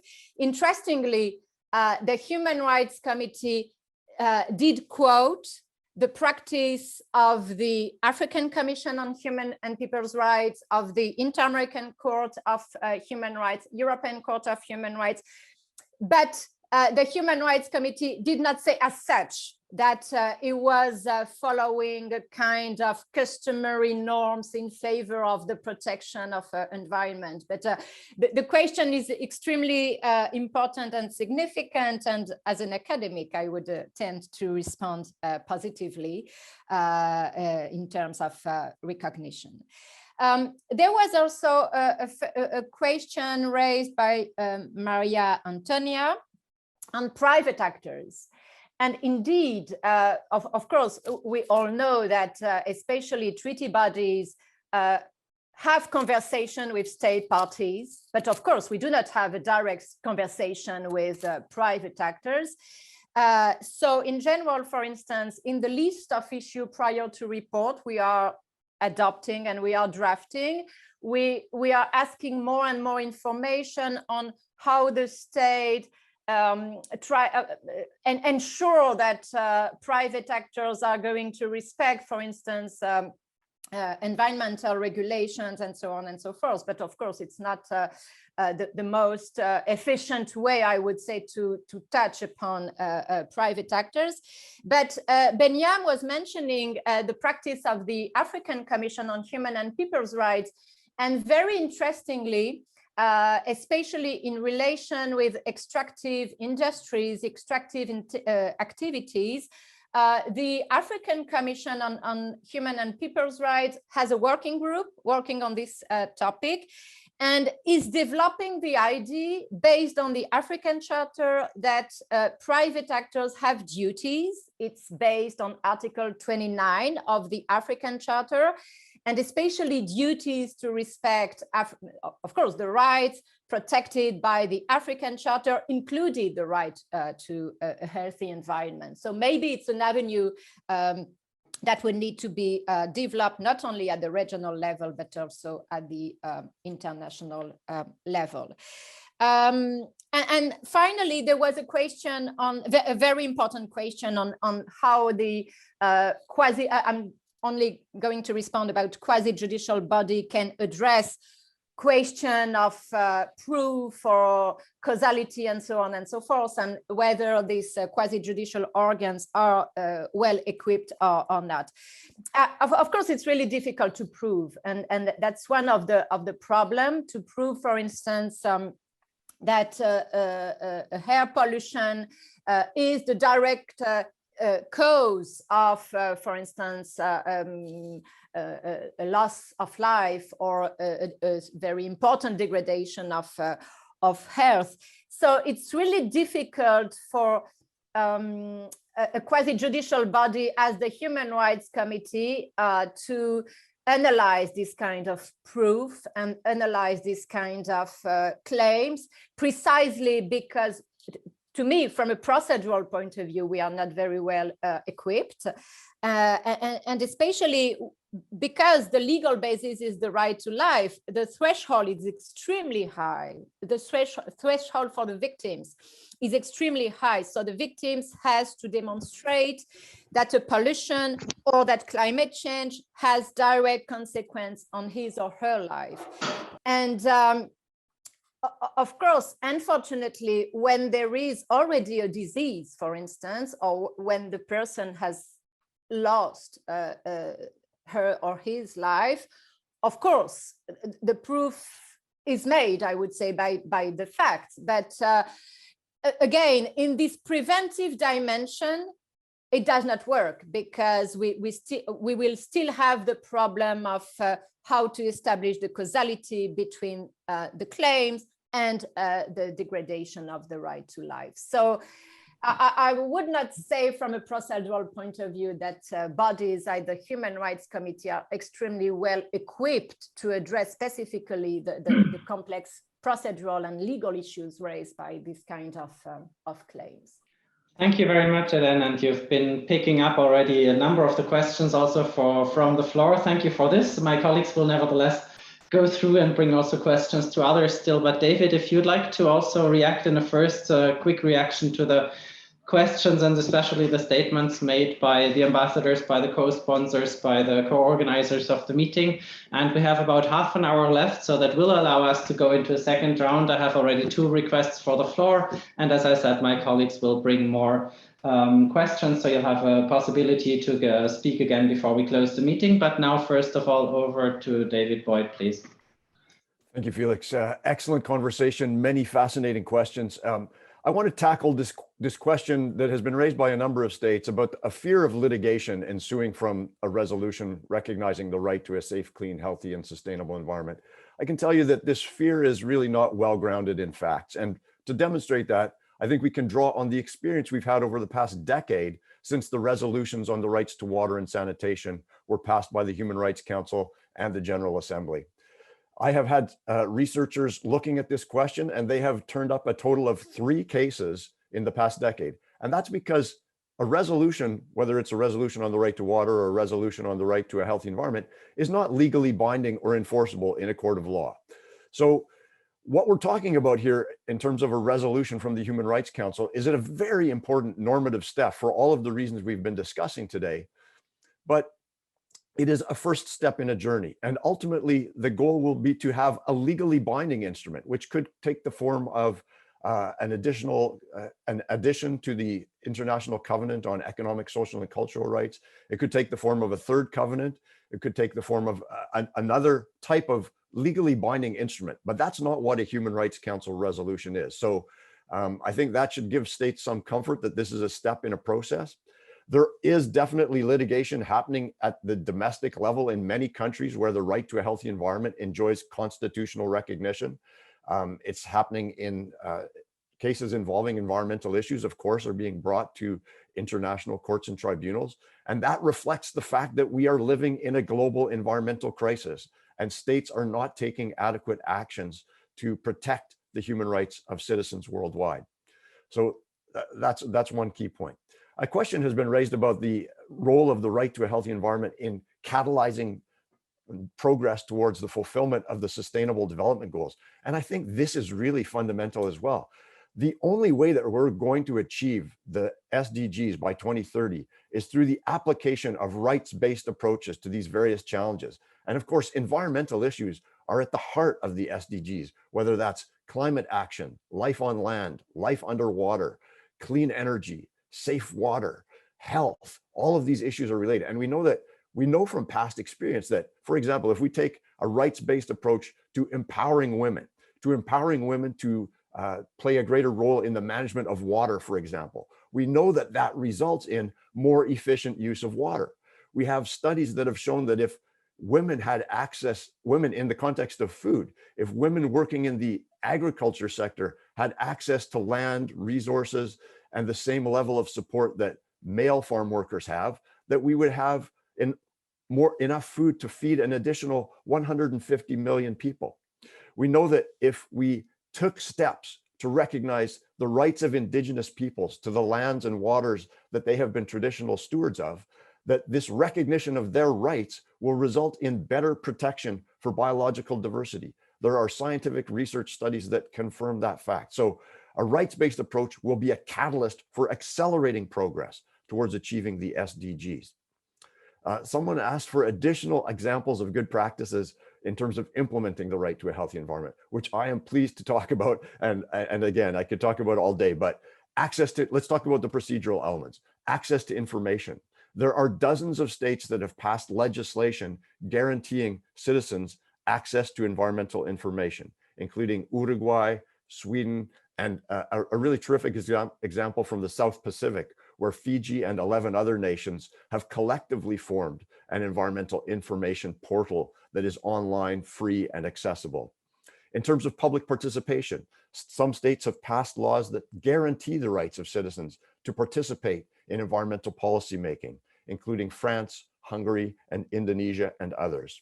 In terms of access to justice, I'd like to highlight Costa Rica and the Philippines, where they have ombudspersons or national human rights commissions that can look at environmental issues. They have specialized environmental courts, and then they have also constitutional courts, which have done, or the Supreme Court in the case of the Philippines, which have played an important role. Looking at the substantive elements, I'd just like to quickly mention that Egypt did a terrific action, moving a lead smelter from a very populated area of Cairo to a remote region, which dramatically reduced air pollution in that community. And also have to mention that lead pollution is particularly problematic for the neurological development of children. So that was really an excellent action to protect the right to a healthy environment of residents generally, but children specifically. In terms of water, I just mentioned Kyrgyzstan's water code, which is implementing the right to a healthy environment through principles such as precaution and the polluter pays principle. In terms of food, a number of states have passed laws promoting agroecology, a type of food production that is much less chemical intensive and harmful to the environment. And those states include Bolivia, Ecuador, and France. In terms of climate, we're starting to see more states take a rights-based approach to climate change. In the first round of nationally determined contributions under the Paris Agreement, only 25 states out of 169 included human rights as a focal point of their nationally determined contributions. In the second round of nationally determined contributions, we're seeing much greater uptake of human rights. In terms of biodiversity, I'd like to highlight Costa Rica's really innovative Payments for Ecosystem Services program, a program which pays indigenous people, campesinos, and other farmers to protect and restore their land. And this program, which has resulted in the restoration of millions of hectares in Costa Rica, is funded by a carbon tax on the combustion of fossil fuels. So a terrific example of a good practice there. And in a number of states, highly contaminated areas have been cleaned up because of the catalytic impact of the right to a healthy environment. One example from Argentina is the cleanup and restoration of the most polluted and impoverished community in Buenos Aires, the capital of Argentina, in the Riachuelo River water basin. And so those are just a handful of good examples. Turning to the question about, is the right to a healthy environment part of customary international law? Well, if you ask 10 lawyers the question, you get 10 different answers. But this is one where there is a large degree of consensus. The World Commission on Environment and Development back in 1987 identified the right to a healthy and sustainable environment as a key principle of international law. The International Law Commission, the World Commission on Environmental Law, numerous international experts, and of course the fact that 156 out of 193 nations already recognize this right in law is a clear sign that it has achieved customary international law status. However, I think it's also important to say that it's not necessary or a prerequisite to a Human Rights Council resolution that a right be part of customary international law. And again, we can go back to the rights to water and sanitation, which at the time they were recognized by resolutions in 2010, enjoyed far less or less widespread legal recognition than the right to a healthy environment enjoys today. So I will stop there so that we can have time for some additional questions, but this is a fantastic conversation. So thank you to the states for sponsoring this event. Thank you, David. And indeed, we could go on for very long, but the time is short. We have 20 minutes left. I have 4 requests for the floor. I'll give now the floor also to my colleague Domenico to bring in questions from the chat. But I ask everybody to be really brief, because then afterwards I will give it very briefly back to the panel. And we have also the ambassadors of the Maldives and of Costa Rica who will deliver some closing remarks. So therefore, I'd like to ask everybody to keep the statements really short now, focus on questions. And obviously, you can continue to discuss in the chat also at the side. But now I'd like to first call on my colleague Domenico to bring in some questions from the chat. And then I have colleagues from the missions of Fiji, Mauritius, and Mexico. And I have another co-sponsor, also Mark Lyman, who from Universal Rights Group, who asked a question. So first of all, Domenico, please. Thank you, Felix, and good afternoon, morning, and evening to all excellencies, distinguished panelists and audience. From my side as well, we've had the pleasure to analyze the flurry of exchanges and questions posed in the chat. And for this first round of questions, we have selected a number. The panelists have done a great job of responding to a good 90% of the questions, but we have seen that at least 2 haven't been replied to yet.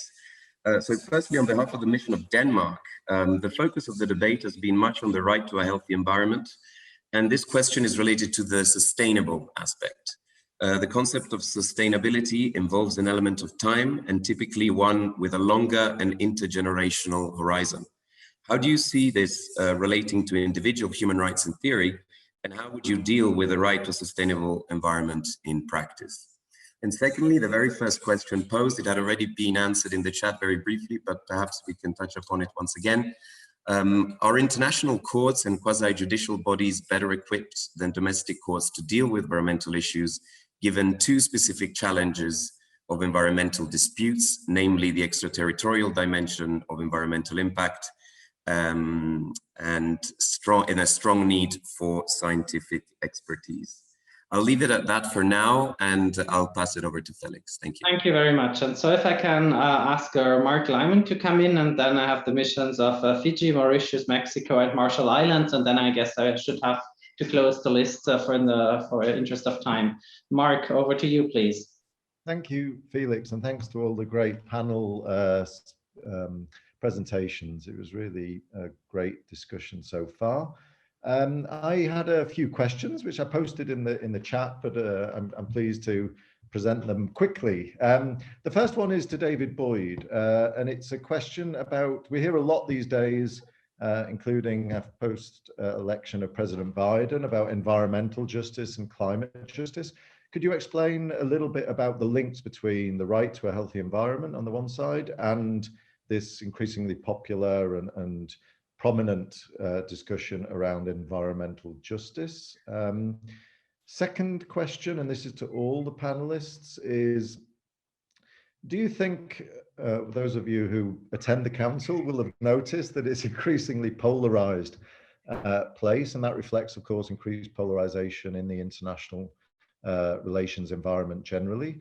So do you agree, panelists, that something like this, the UN recognition of the right to environment, at a time of polarization, could send a really positive message of unity of purpose on the part of the international community, including the Human Rights Council, uniting developed and developing countries, high-income countries, LDCs, small island developing states?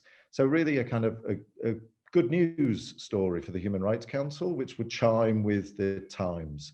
in terms of the increasing environmental and climate awareness. So if all panelists would like to comment on that. And lastly, for all panelists again, could you mention a little bit about what recognition of the right to a healthy environment would mean for environmental human rights defenders, especially young environmental human rights defenders and indigenous and children? There you go. Thanks, Felix. Thank you. Thank you very much, Mark. And thank you also for, with other organizations, co-sponsoring this meeting. I'd like to give the floor now to Fiji, followed by Mauritius. And I remind you of being conscious of the timing. Over to the Permanent Mission of Fiji, please. Thank you. Can you hear me? Yes. Okay, perfect. Thank you for this brilliant discussions that we had today. I just had a quick question to ask. So in terms of the resolution, I was wondering what would be the most important policy outcome that we are envisaging that would flow from the HRC resolution on right to health and sustainable environment. I recall that Mr. David was talking about how this is one of the first steps in the long run, but I was wondering what would be the short-term as well as long-term policy outcomes that we are expect. Thank you very much for this concrete question, and I pass it over to the Permanent Mission of Mauritius, please. Hello, good morning and good afternoon. Can you see me and can you hear me? Yes, both. Thank you so much.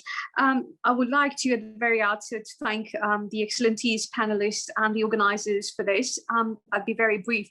My question is to the independent expert on the Human Rights Committee. At the very outset of her presentation, she mentioned about expulsion.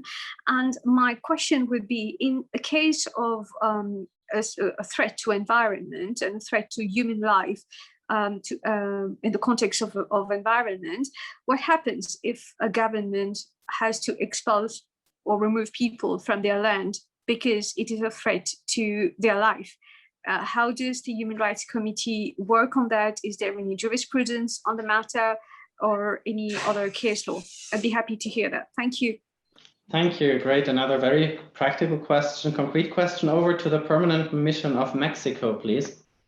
Thank you, Excellency. Good afternoon. On behalf of the Mission of Mexico, I would like to congratulate this debate and the extraordinary interventions. I will briefly do a general comment. We agree that the global recognition of the human right to a healthy environment would be one of the most important achievements of our times. Global recognition of the right is the perfect process to protect the rights of people who face greater vulnerability in the context of biodiversity degradation and loss, and for the people who have fought for it. Thank you to the panelists for answering my comments on the chat box.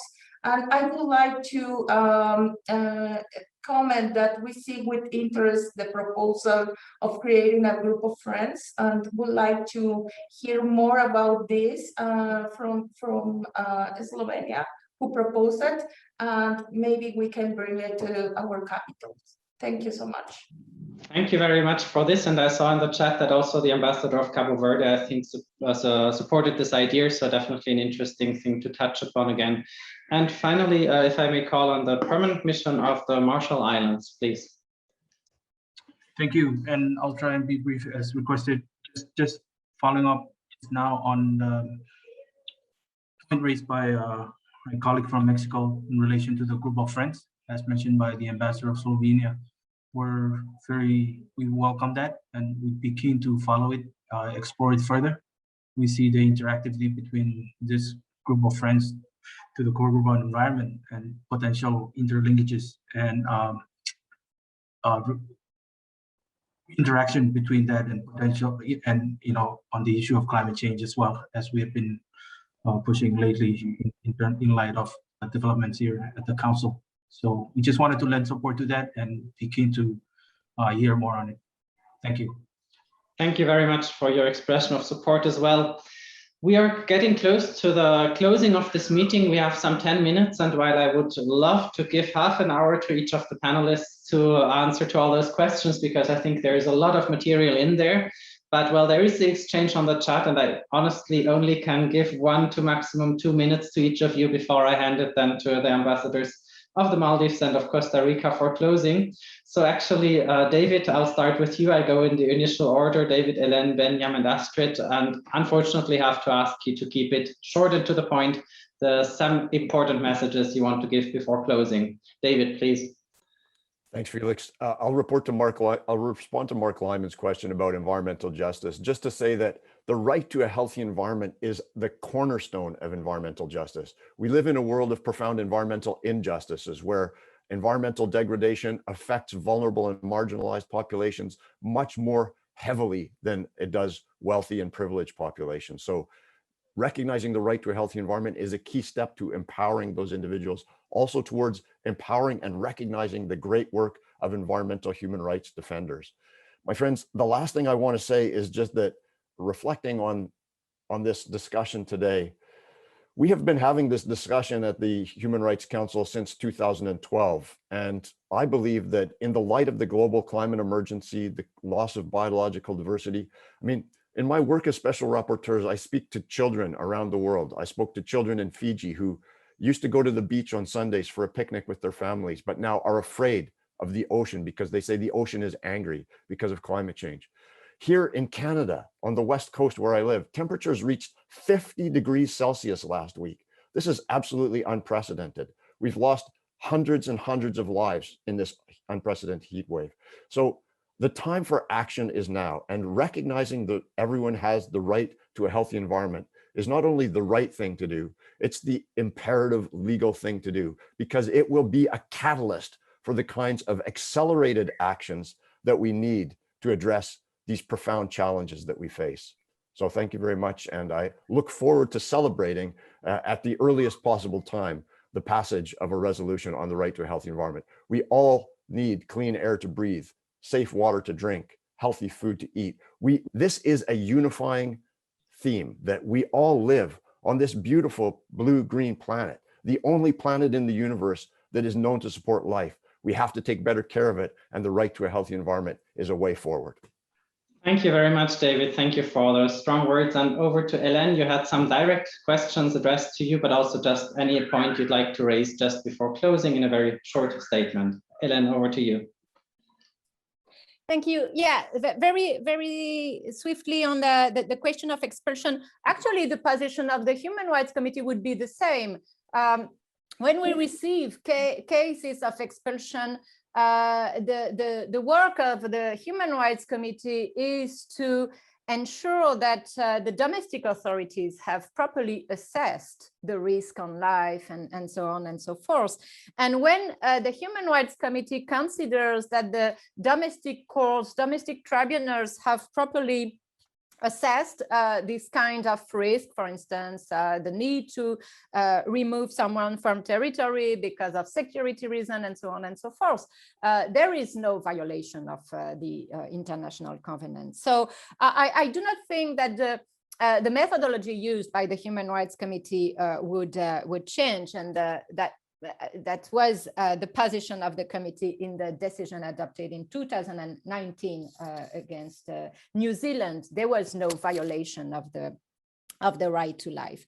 And maybe, yeah, I would just have a brief comment on the question raised by Mark on this positive message. I think it's extremely important because indeed, as we have seen, the right to a healthy environment is based on this integral, holistic approach to human rights. And from a symbolic point of view, I think it's really important. We are at a very significant momentum where we can overcome the artificial division between civil and political rights on the one side and economic, social, and cultural rights on the other side. And it's really the moment to bring them together, because they cannot be applied separately, and to affirm this holistic interdependence and indivisibility of human rights. So for me, it's an extremely, from a symbolic point of view, extremely important momentum we are living in. So I think it's important. Thank you very much, Hélène, and also Benyam, to give you a chance to react to this second round. Benyam, over to you. Thank you very much, Felix. I'm just going to respond to very briefly 2-3 points. First is the conversation about the Sustainable Development Goals, children's rights, and the right to a healthy environment. It's important to keep in mind some of the lessons that we learned from the Millennium Development Goals. For example, there were some goals and targets that were implemented just with a tick box approach to meet the targets, but they actually led to a violation of children's rights or human rights. The one on slums and evictions is the one that often comes to mind. So it's important that making that link will also help us to implement these things without violating children's rights. The second point that I thought I should mention is that there is a lot of polarization in the world, and the human rights is under attack, and so forth, so forth. One point that I want to mention: religious leaders are playing significantly important role in relation to the right to a healthy environment. Pope Francis, to a certain extent, is leading the charge on that. So we actually have an excellent opportunity, even in a number of corners of the world where human rights is not necessarily being appreciated, where the language of human dignity is being used. Even in those contexts, religious leaders play an important role, and it should be a unifying than a dividing aspect. The point about child human rights defenders, I've already emphasized the link between Article 29 and education and so forth. It's important that we recognize child human rights defenders. It's important that we empower them. Access to information is implemented along the lines that it's actually incorporated under Article 12, 13, and so forth of the Convention on the Rights of the Child. But also it's important to protect them from reprisals. That I cannot overemphasize. The general comment that we're working on, that we've just embarked on, will address quite a number of these issues, and we actually ask states and other stakeholders to be open-minded, to engage with the process and add value to the work. The final point, Felix, that I want to mention is the following. The conversation about future generations, sustainable development, and so forth. John Knox, in his final report, already tried to address this point about future generations. The conversation that we are having is not just only about future generations. Quite a number of those future generations are already here. So the sense of urgency is absolutely important. And when we have the conversation about the right to a healthy environment and children's rights, we're not making an urgency on the side of the children, an emergency on the side of states. It's been here, it's time to act. Over to you.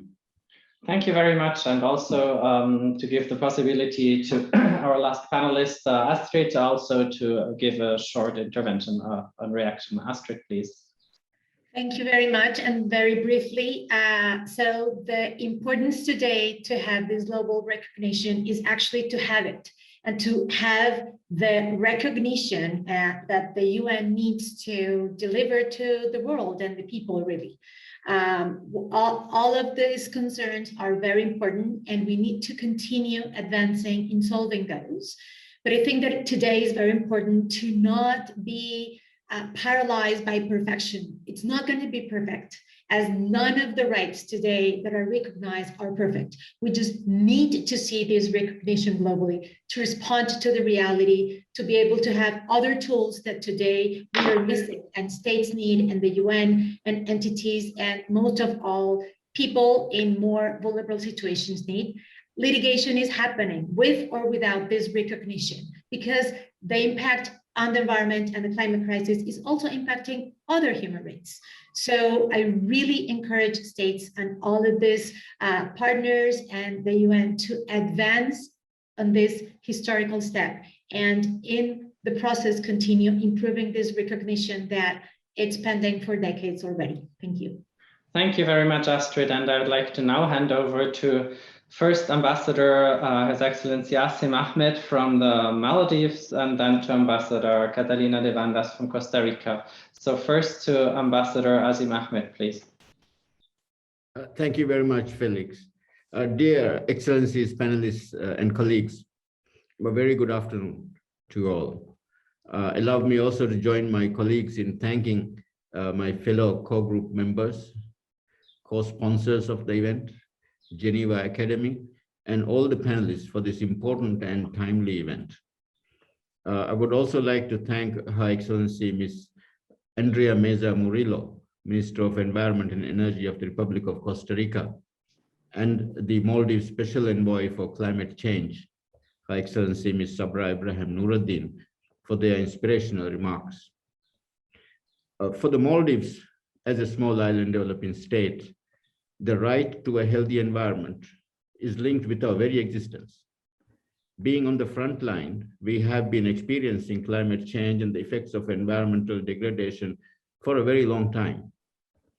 As we have heard, especially from the Special Envoy for Climate, to address the issues of environmental degradation that we have faced, a number of institutional and practical measures have been taken in the Maldives within the context of our development as we endeavor to overcome current challenges and achieve the SDGs and broaden our human rights agenda. The core group has been building momentum on the right to a safe, clean, healthy, and sustainable environment for the past 1.5 years, with the start of the bilateral meeting last year to the 2 joint statements given at the last 2 Human Rights Council sessions, and to this discussion. It is encouraging that over the last few months, we have seen growing calls and strengthened support by actors within the UN system, as well as civil society organizations, in the recognition of the right to a safe, clean, healthy, and sustainable environment.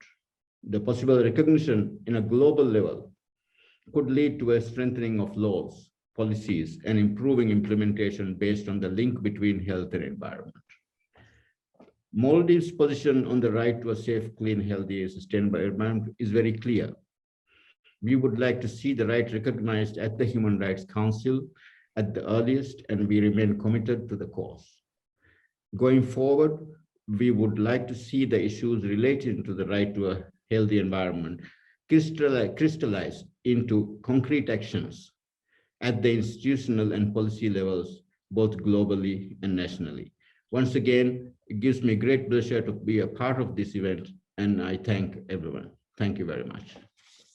Thank you very much, Your Excellency, for those closing remarks, and I will hand over to Ambassador Catalina de Vandas Aguilar of Costa Rica to give her really the last word in this meeting, not before actually thanking also her colleague at the mission, Mariana Castro, at the mission of Costa Rica, for her help in organizing this event. Thanking all the co-organizers and co-sponsors, as well as my colleagues here at the Geneva Human Rights Platform for making this meeting possible. I'm saying this now because, Catalina, I really want to give you the opportunity to close this meeting. I think it's very important to hear from you, also after all the political support that we have heard expressed in this meeting. So with this, Ambassador de Vandas, over to you. Thank you very much, Felix, for this opportunity, and thanks to all those behind this great event. At the beginning, you said we had a lot of time, and you see we run out of time at the end of the day. But for us, and first, of course, I want to thank you, Felix, and of course, the Geneva Rights Platform for your support and to the core group in organizing this event, and also greetings to all the members of the core group, Maldives, Morocco, Slovenia, and Switzerland. We have been making important efforts to advance these discussions through the consultations, through these technical discussions with human rights experts. And I think that the reflection of the number of co-sponsors for this event, of course, we have to recognize all of those that join us in this event. And the active participation that we have just witnessed is just another indication of how urgent this conversation is. We have addressed, and at the beginning, I thought I was going to make a summary of what we have discussed, but it has been so broad that the main highlights is we have discussed about the benefits, the added value, and the urgency of moving forward with the recognition of these rights, to address the potential protection gaps, to address, prevent, and to stop and hopefully to prevent environmental and biodiversity degradation, the challenges that we are currently faced with climate change, but also to protect better those that are in a more vulnerable situation due to geographical location, due to belonging to vulnerable groups or marginalized groups. And the advantages and the benefits are so broad and so meaningful. All the efforts that have been highlighted, all the policies that could be developed and that have been developed, and how this is making a change worldwide. It's just reinforcing the need for the call. I think that one of the participants said it very well at the beginning. We were not very clear about this. We did our process of analysis, and now we are completely convinced of the need to advance with the recognition, the necessity of advancing with the recognition of the right to a healthy environment, to avoid this fragmentation, to provide legal certainty. We also want to thank, Costa Rica wants to thank for those that have expressed support and interest in the creation of a group of friends. As part of the consultation and in a spirit of collaboration, we believe that this is something that we need to do together, and the broader the alliance of states and stakeholders that want to join these efforts, the better. So we will be very happy to support the idea and the notion of creating a stronger front, and we take note of this suggestion, and we thank all of those that have expressed support for it, and we will consider how to proceed with this request that is coming from the ground. As my colleague from Slovenia said, the time is ripe. We are and we stand ready, and Costa Rica stand ready to move forward with the recognition of the right to a safe, clean, healthy, and sustainable environment as soon as possible. And I think that together with all of you, hopefully we will be able to achieve it very soon. This is then, I think, the closing of this event. We want to thank you. I want to thank the panelists for their enormous contributions and for your hard work in the field to make sure that this right become a reality. Thank you very much again to all of the participants, and looking forward to hopefully seeing you soon and celebrating the recognition both here in the Human Rights Council and in the General Assembly very soon. Thank you.